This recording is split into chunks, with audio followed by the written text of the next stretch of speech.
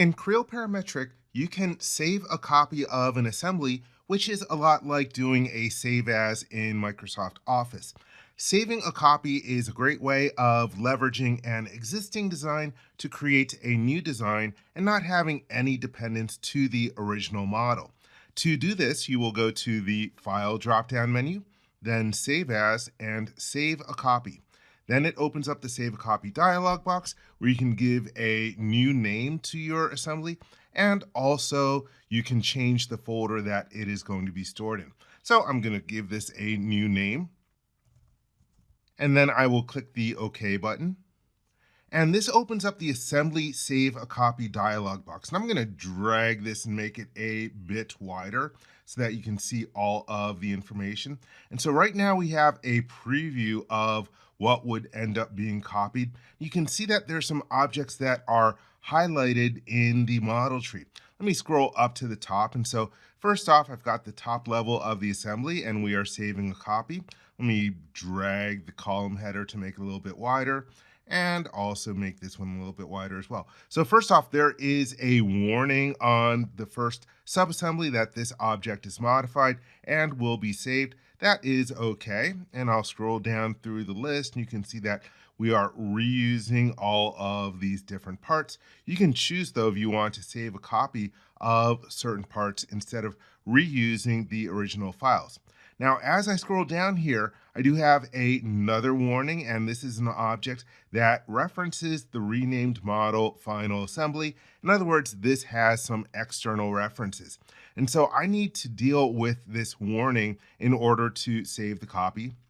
So I will click on where it says reuse and then go to the drop-down list and save a copy.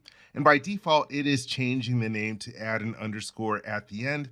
And by the way, the reason that this has an external reference is that it uses the old pipe feature, not to be confused with the piping application. And so it's got a bunch of external references. I'm going to delete this part later on anyway, so I don't mind that it just changes the name to have a little underscore after the original name.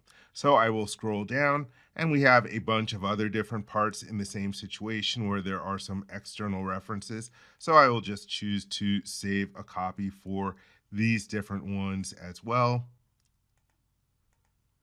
And scroll down some more. Okay, a couple more parts. Again, I plan on deleting these later anyway. So I will just save a copy. And that takes care of all the different objects in here. Let's take a look at the rest of the dialog box. So in my particular situation, I renamed them manually, and by default, it is just using the suffix of an underscore, but you can also specify if you want to use a template for standard naming or if you want to use a prefix instead of a suffix. And then we have associated items. So for example, if you have any viewables, like any Creo view viewables, you can choose to copy them as well. Here's an option to copy the drawings. I don't want to copy the drawings. Here we have an option for copying associations. Again, that deals with wind chill and Creo view and any other objects that you have associated with them. If you are using wind chill, you probably do want to copy associations. And then there's an option here to clean Pro Program code for new models. So if you have Pro Program inside some of the different objects, well, you might want to clean that. And then down at the bottom, you have the ability to save a copy. There's also a button over here called Save Copy and Open. I really like this. In my video on saving a copy for a part, I mentioned that one mistake I often make is that I will save a copy of the part and not realize that it does not automatically open the saved copy. You're still working in the original model, so I will end up accidentally modifying the original model in ways that I did not intend. And there's also a cancel button in here. So anyhow, I will choose Save Copy and Open.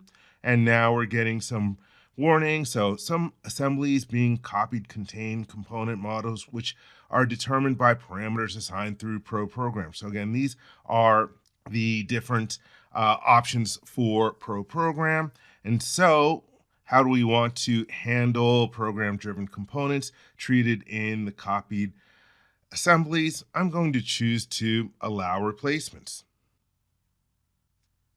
So now I am in my copied assembly, so I can go about making whatever changes that I need to this assembly model. So there you have it. That's how you can do save a copy for an assembly.